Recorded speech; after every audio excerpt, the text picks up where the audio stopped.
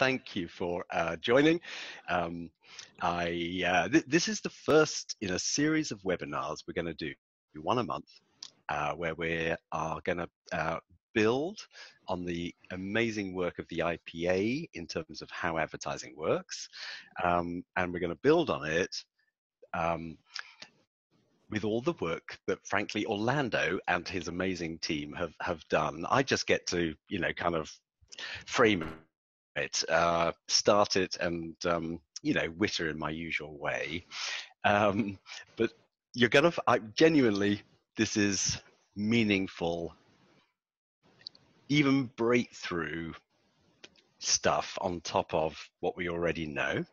So this one, the first one, we're going to talk about advertising performance, looking at the US and the UK, and then focus on media.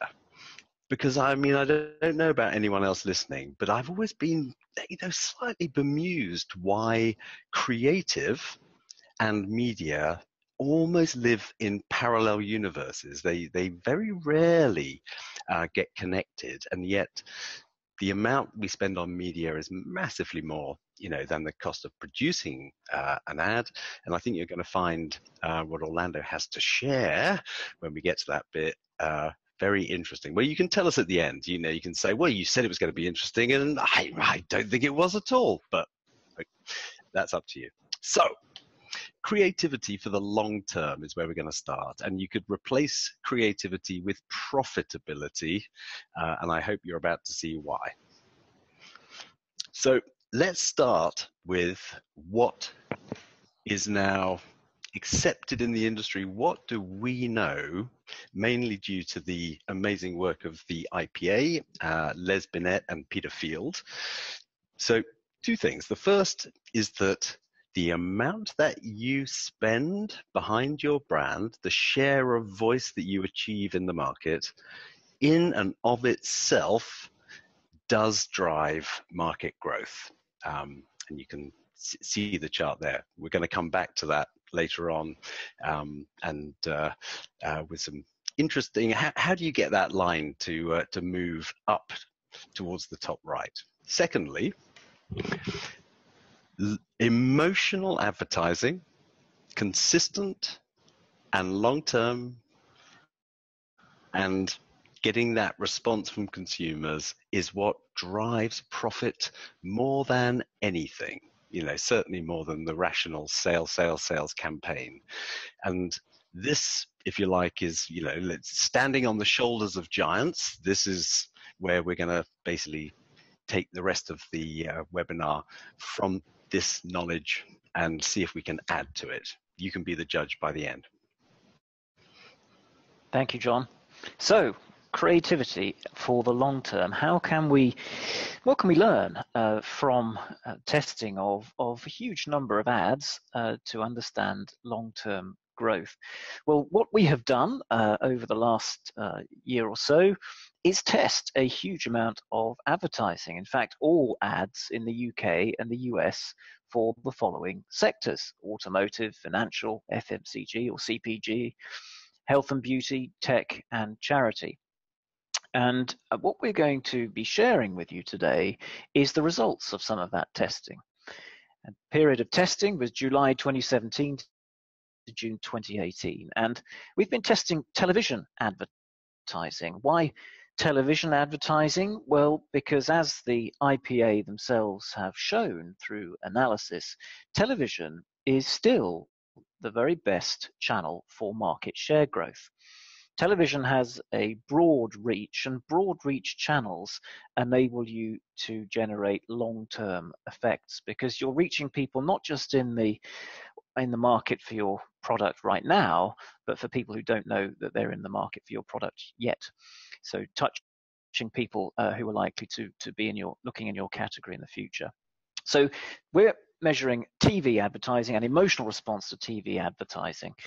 And the way we do it is show people an ad and ask people how they feel about it with our very long established emotional response measure, Face Trace.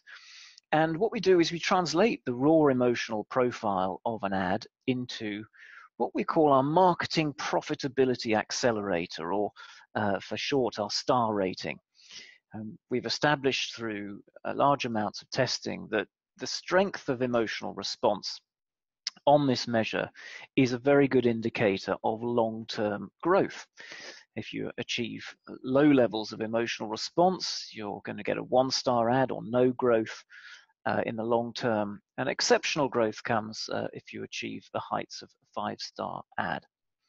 So what I'm going to do is show you how that works.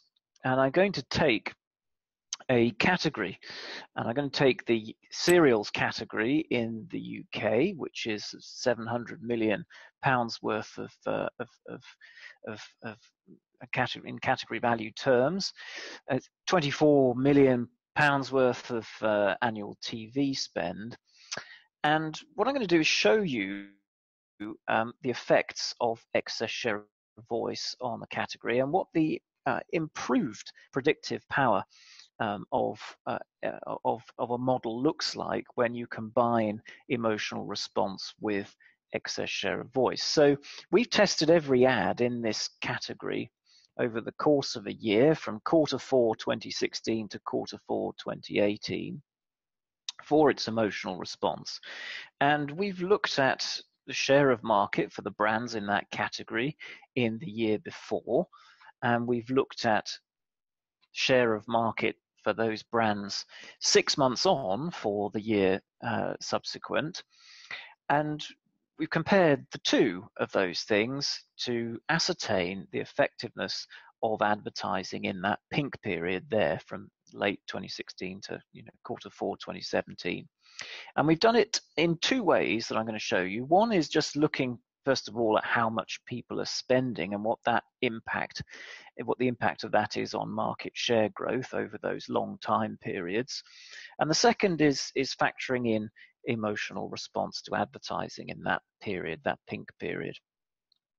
So here we are. On the left, we've got the relationship, I suppose, between the spend of these brands on TV, so excess share of voice. Have they got a greater share of voice than their share of market, and their share of market gain in the subsequent period? So that's the sort of prediction, if you like. So does a high level of excess share of voice lead to market share growth in the following year? So that's our predicted model, and we've shown that against actual market share growth. And what you can see is that this model of how much you spend in 1 year tells you how much you'll grow in the next year, the next long-term period, is reasonably good. So it does seem to hold that how much you spend relative to your size, relative to your competition in 1 year, does predict whether you're going to grow in the following year. Correlation is pretty good. Well, I mean, it's not very strong, but it's certainly there at 0.25.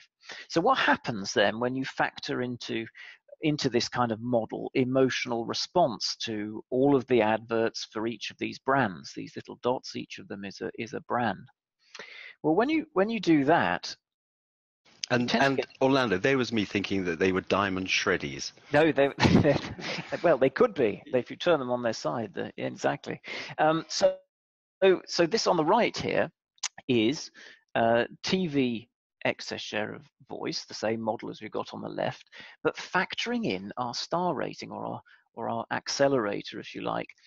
And what you can see is a much better relationship, in fact, a much better prediction of what's actually achieved in the marketplace when you factor in emotional response. So on the left, you've got quantity of advertising, if you like, and how well this predicts the actual outcome, actual market share gain. And on the right, you've got a combination of quantity of advertising and quality of advertising. And that gives you a much better prediction of real market growth. So the difference really between these two is the power of creativity and the power of advertising creativity. So let's try and work out what that might be in monetary terms. So one way to look at this is that if you look at all of the value market share gain or market share losses for all of those brands over the period, and you add them up, you get to a figure of about £57 million. So some brands have gone up in market share value, some brands have gone down in that period. On the left, the model that we have, so just how well does spend explain share gain or share loss, you can see that brand value, the change here is the ability of this model to explain this is weaker than the value on the right. So only £3.4 million worth of that £57 million worth of category change is explained by spend. But on the right, this model explains brand value change much better, £37 million worth of that £57 million. And Orlando, when you say, it's the power of creativity, is it fair to say it's the power positively of great creativity and the lack of it? Exactly. It's the power of good creativity, but it's also the power of poor creativity. And the value of creativity in this category, in this period, is the difference between the two models. So about £34 million worth. So if you're not creating powerful work, then that amplifies your loss, if you like, but also good work amplifies your gain. So important to reference that in relation to your competitors as well and what they're doing. So there we are. We have seen the power of creativity at work. And so what we've been doing over the last year is testing, a lot of testing, every ad in the UK and the US on TV in those categories. And we can plot now the distribution of performance.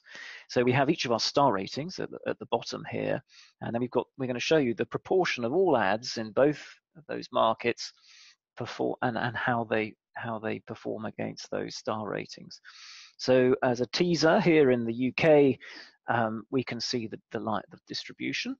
Half of all advertising in the UK is 1 star. So half of my advertising is wasted. I just don't know which half. We do now. Now we do, yes, as John Wanamaker said. Was it John Wanamaker or was it Lord Variously attributed. Yes, I know. I think Orlando. Most people are listening in dollars, so John Wanamaker it is. It's you got to go America. Absolutely, John Wanamaker. And then let's have a look at the picture in the US and see if it's any different. Not very different at all. So 54% in the US of ads are in that 1 star bracket, no real contribution to long-term growth. And you get a very similar picture in both markets. This is based on 19 or so thousand ads. So what we can do is show you, let's start with the UK again, then we'll show you the US in a moment. We can look at the distribution that we were just looking at, but we can also overlay on top of that a dot for every ad that we've tested. That's what these grey dots are. And here you can see their performance on the star ratings versus spend on the right-hand side. So how much was spent on each of these ads sort of individually. And that enables us to plot another line on this chart, which is the distribution of spend against each of the star ratings. And here you can see that spend follows pretty closely the line of the performance line of these ads. So the pink line, so there's a suggestion that people are spending a little bit wisely, in that they're investing a little bit more behind the 2 and the 3 and the 4 star work, and a bit less behind the 1 star work. But actually, there's still a great deal of spend behind 1 star work on television. And television is the medium really for generating long-term growth. So it is disappointing to see so much spend going on work that won't generate long-term market share growth. Let's have a little look at the US. Orlando, for the first time in my life, I think I have sympathy for the chief financial officers of companies. Presumably that's part of why they're not always the biggest supporters of marketing spend. If it's that quantity of money that's spent and doing nothing. Oh, absolutely, absolutely. So we've kind of, you know, let's have a look at the US and see if it's any different. So this is the US chart, and you can see all the dots here and how much is spent against each of the ads that we've tested. Let's have a look at the line for spend, and it's similar really to the UK. So a little bit of a suggestion that more spend goes behind sort of 2, 3, 4-star work than the number of ads. But still, almost half of all spend is behind work that won't generate those long-term effects in 1-star work. So let's have a little look in both of those markets at the best and worst performing categories, because categories do perform differently.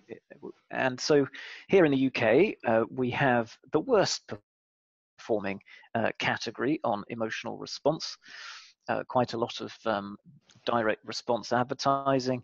So we've got all consumer credit cards and lending ads. Here you can see nearly 90% of them are 1 star, with very few achieving more than that 2-star. You've got 2% getting 3-star. Nearly 90% 1 star. It's remarkable, isn't it? And I suppose we should learn how to do these polls on Zoom a little bit better or get everyone to guess what the best performing category would be. Quite. Well, I wonder if anyone's got any ideas. Well, I'll put you out of your misery. It is actually confectionery. So confectionery performs very well. High levels of 3-star, 4-star, and 5-star work, in relatively speaking. And I think, Orlando, it's worth, I mean, not that we're naming brands particularly, but a shout out to Mars, because I think, they have done some tremendously effective, creative, effective work. Absolutely. Yes, absolutely. Mars performed very well. You can see here, the differences between categories. And so it's really important, actually, when you're assessing how well you're performing, your brand's performing, to look at it in relation to your competitors and to know how your competitors are performing. Because when you're looking at share of voice and share of market growth, you really need to look at your working context to know how whether you're going to grow. So Orlando, just on that one, because I know it came up as a question in earlier. So if you're in financial services, where the vast majority are, hard to watch, let's say, and certainly not creating much emotion, if you can create even a 2-star in that category, it's going to have a positive impact. Yes. Whereas in confectionery, the same score, 2-star for financial services, actually you're behind the market. So there is a meaningful relativity. Yeah. You've got to know what the average for your category is and outperform it if you're going to actually achieve growth. Is that right? Absolutely right. So if you're you're kind of looking at if you're in confectionery, you want a minimum of 3 stars to be able to just hold your own, really, and then really you want to be looking at 4 and 5-star. Whereas a 2 or a 3-star in credit cards and lending is actually a good result relative to your competition. And we were often asked, but surely my category is different. It's not an emotional category. Well, what we've seen is that if it's not an emotional category, then all the more likely you are to gain share with by making emotional work. So it's really important to look at it in relative terms. So let's have a look at the US. It may come as no surprise to see that nearly 100% of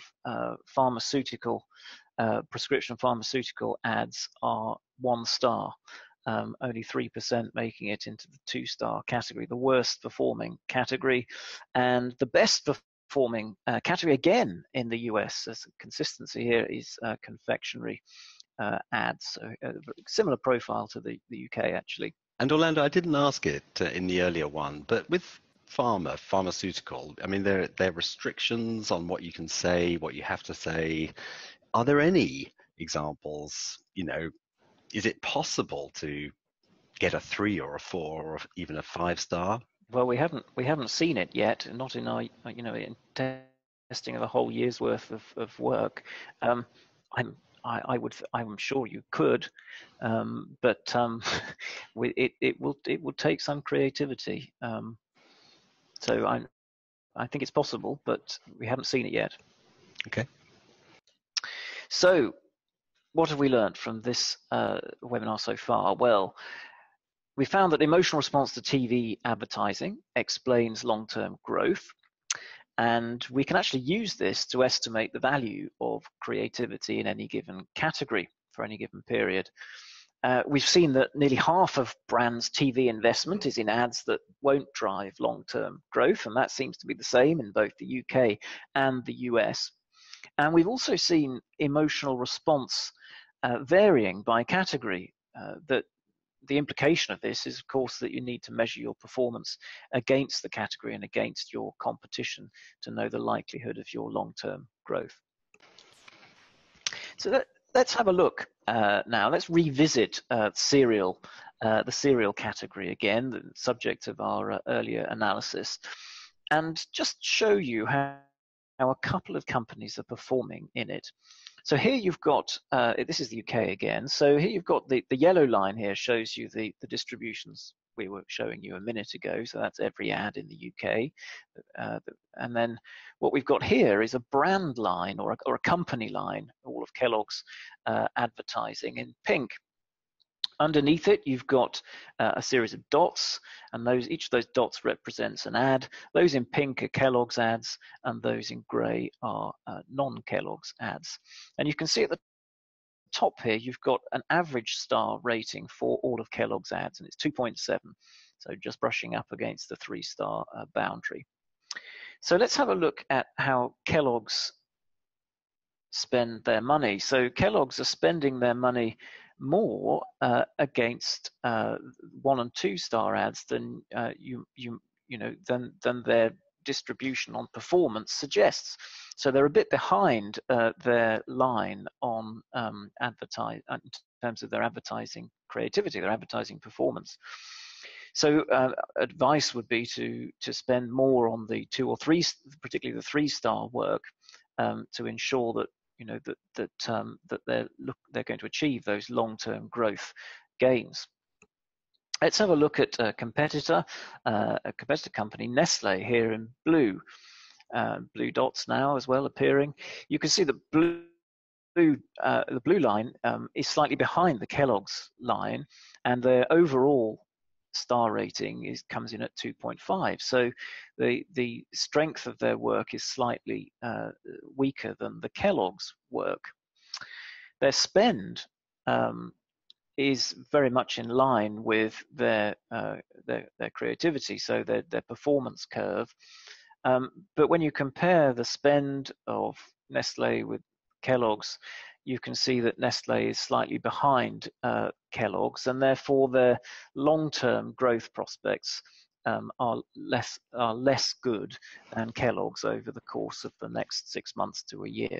But Orlando, although you haven't put the actual number on, the media-weighted Kellogg's performance, because that the dotted pink indicated more money spent on the weaker than the strongest, yes, actually is probably the same. It's probably around 2.5 to, Yeah, well, you're right. I mean, it really, if you were Kellogg's looking at this, you'd be wanting to shift that dotted pink line over to the right to the solid, to sort of mirror or even go ahead of the. Yeah. So creatively, as a company, they've actually outperformed with their agencies creatively, but because of the spend, which we'll come on to in a minute, it's the same. They've negated that advantage just by not spending even in line with the creative emotional response. That's right.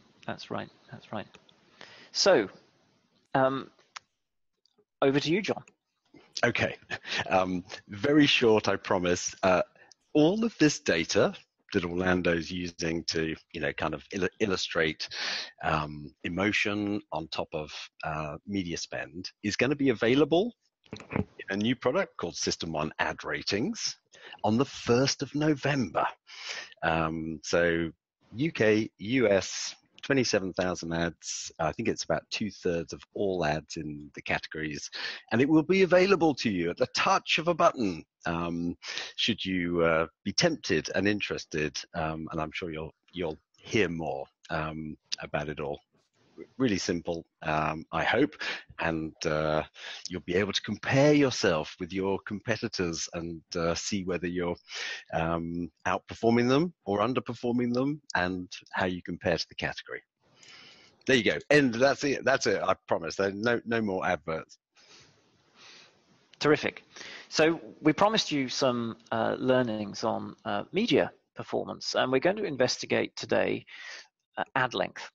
And one of the questions we get is, should I run this as a 60 or a 30? How much better does a 60 have to be than a 30? So we're going to try and answer some of these questions today by looking, first of all, at just the distribution of ad lengths, if you like, in two markets, in the UK and the US.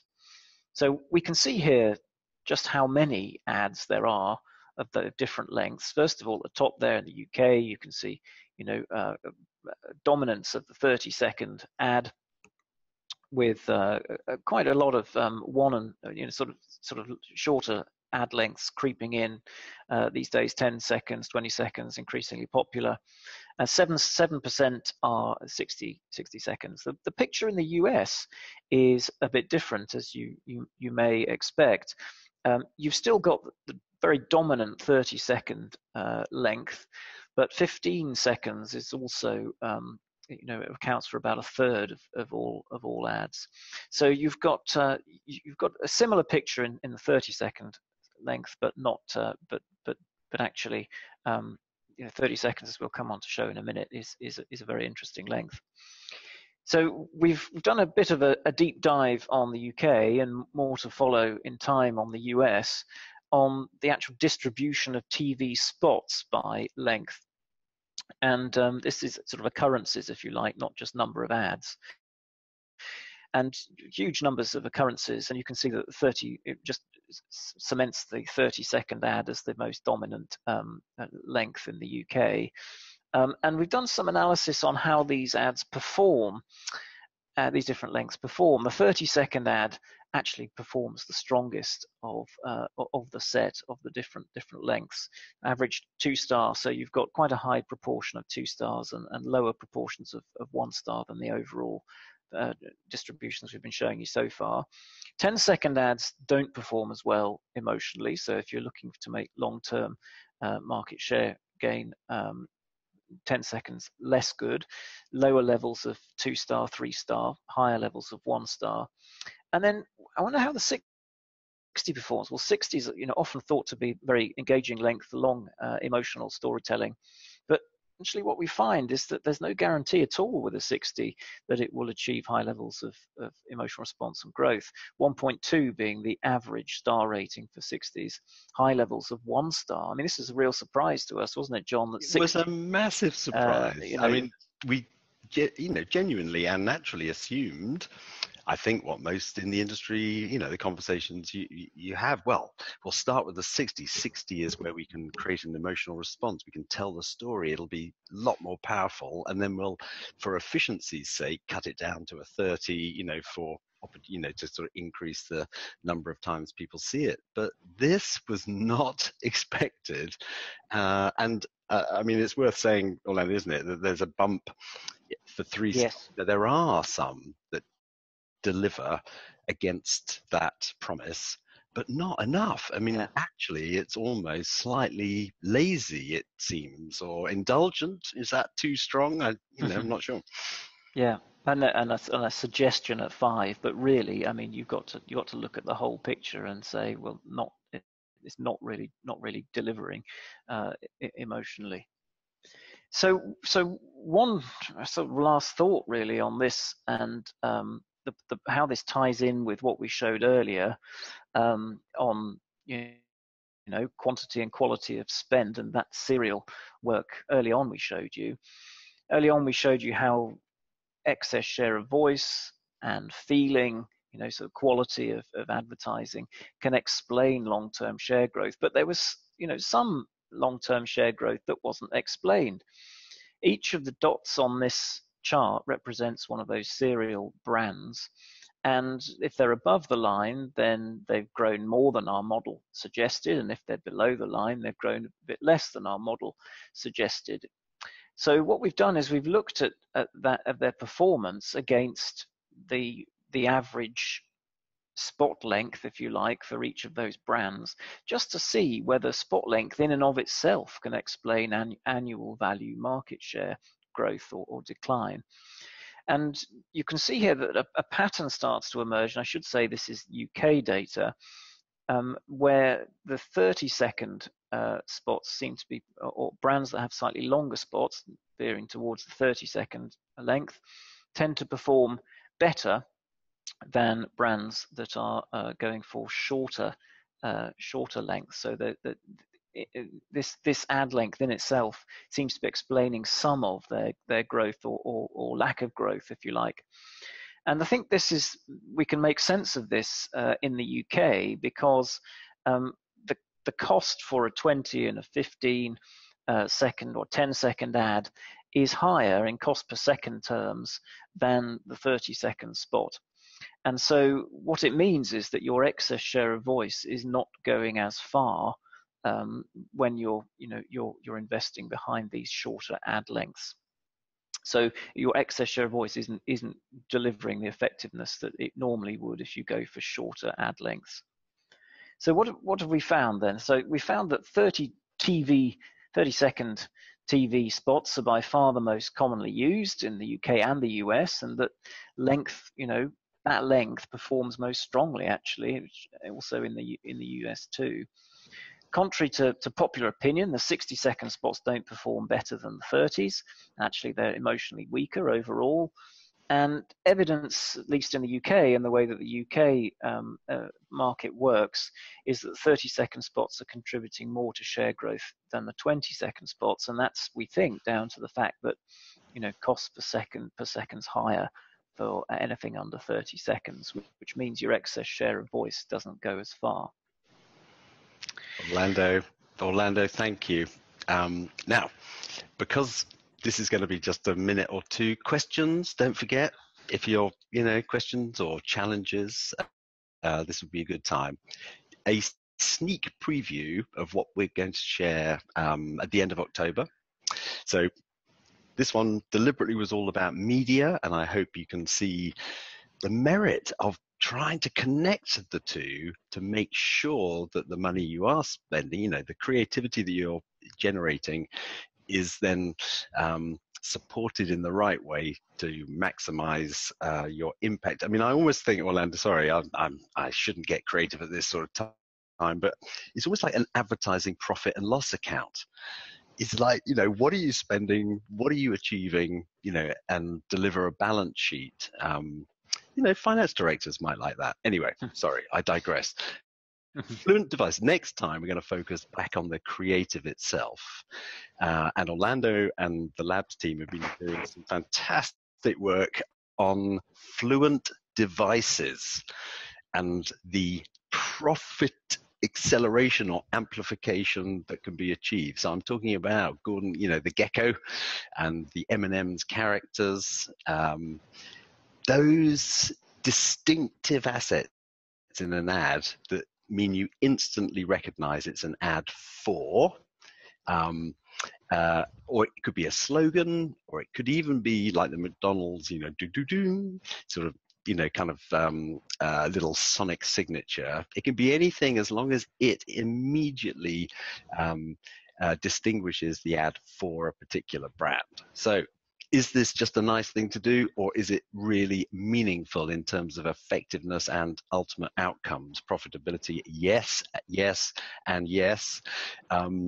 Orlando is going to share some pretty breakthrough results at the IPA effectiveness week, middle of October, which we will be sharing with you all at the end of October. And I hope by the end of that, you will be briefing your agencies to give me a Fluent device and then use it.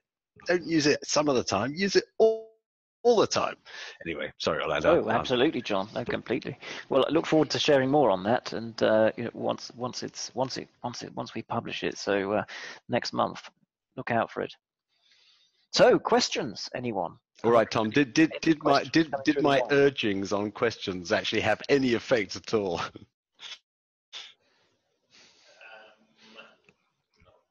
There we go. Hello. Right, questions. I'm afraid that your urgings did not have any effect. Part of it, I think, is that we covered so much ground in the webinar itself. Oh, Tom, you're too generous and kind. I think, in which case, you're just going to have to sing.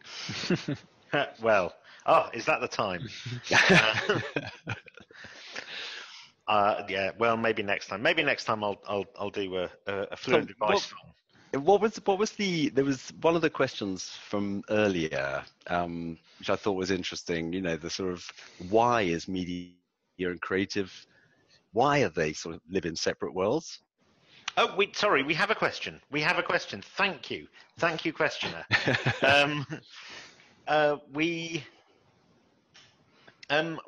Well, we've got a question. How does the automotive category do? How does automotive do? It does. It's sort of middling, I would say. If you had to plot its distribution, it's not as strong as it doesn't perform as emotionally as the confectionery category by any means. I mean, I think one of the things about the automotive category, having kind of gone through the data a bit, it's one of those ones, again, like cereals, where there's a huge spread. You're as likely to see, or there's every chance that you'll get a really good 3, 4, 5-star ad from a car ad, but there's also a chance that you'll produce something which is just absolutely, They're the 1-star, 2-star. Yeah. Absolutely. I mean, you do. I mean, there is variance, if you like, in that category, and actually, there's another. We've done the work in the UK similar to the cereal one, showing the improvement in the model, if you like, if you factor in emotional response to just spend alone. So it's a very interesting category and shows how emotional response absolutely works, and that helps to explain brand growth in that sector too. But it's a very polarizing, isn't it? Because if you separate, I'm assuming maybe the person who asked the question, thank you for that. If you know the category, if you separate dealership type sales ads, the shape is very similar to the financial services, 90-odd%, almost no long-term value. Now, maybe there's a short-term ROI, maybe, but of course the long-term brand ads of, VW, I suppose of note, and the best are some of the best, aren't they, Orlando? Over time. I mean, what was the one with the central locking, the family car? Was that? Yes, with Darth Vader. Darth Vader. Yeah. I mean, just genius. 5-star. 5 stars. And the laughing horses as well, which was also 5-star from memory. So yes, no, VW ads certainly have performed very strongly. Yeah. There's a Subaru who've done some great ads in the ad ratings database. There's an article on our blog looking at their strategy and the Fluent device that they use actually to bring it back to Fluent devices. And we've got another question. Gosh, they're rushing in. Tom, are you promoting your own blog there? It's our blog. Our blog. Sorry. I just happened to write it. I channeled the wisdom. No. What goes into the marketing profitability accelerator? Well, it's the emotional response to your work. So we measure, happiness, surprise, neutrality, the negative emotions, and we give a weight to each of them and translate it into that star score. And the star score for each ad is measured, and we look at how each ad for your brand performs, and we give it a spend weighting depending on how much is spent on it, and then we do the same for every other brand in the category, and you work out how much further your money goes, your excess or your share of voice, your excess share of voice goes with this accelerator, with this emotional accelerator, and that gives you a much better, as you saw, description of long-term growth prospects. And although you shared the cereals example, and you've done this Yes. validation across many categories. Yes. It's incredibly predictive, and I'm glad to say, fabulously well received by the C-suite, because you can demonstrate and prove that the money is working behind great creativity, and also by the ad agencies, because we're celebrating and promoting that sort of fabulous emotional response advertising. However, just to say it out loud, obviously, when it gets a 1 star, the agencies aren't quite so supportive and happy with us. But that shouldn't prevent the attempt and will and desire to produce fantastic creativity. It's hard. It's really, really hard. As you saw from the very first charts Orlando shared, 50% of ads 1 star, and everyone's trying to be creative, but it is very hard, and I think anything that can help nudge it into 2, 3 or beyond is worth doing, and it's definitely worth acknowledging and celebrating those that break into the 4 and 5, because it's rare and it makes money.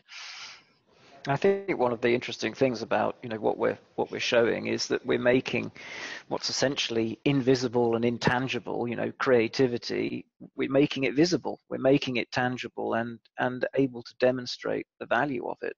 And that's an exciting breakthrough. And measurable. That's why my best comment so far this year was one of our clients, when the CFO said, "John, that is the first time that I have understood marketing, and the first time that I've actually felt like, okay, I'll support spending money on great advertising."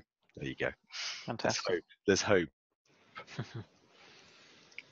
Well, I think is our time up? Do we have anything else, Tom? It is. I'm afraid we are. Yes, we've gone on for 45 minutes. Gosh, over our length. Sorry about that, everyone. But I hope you've enjoyed it.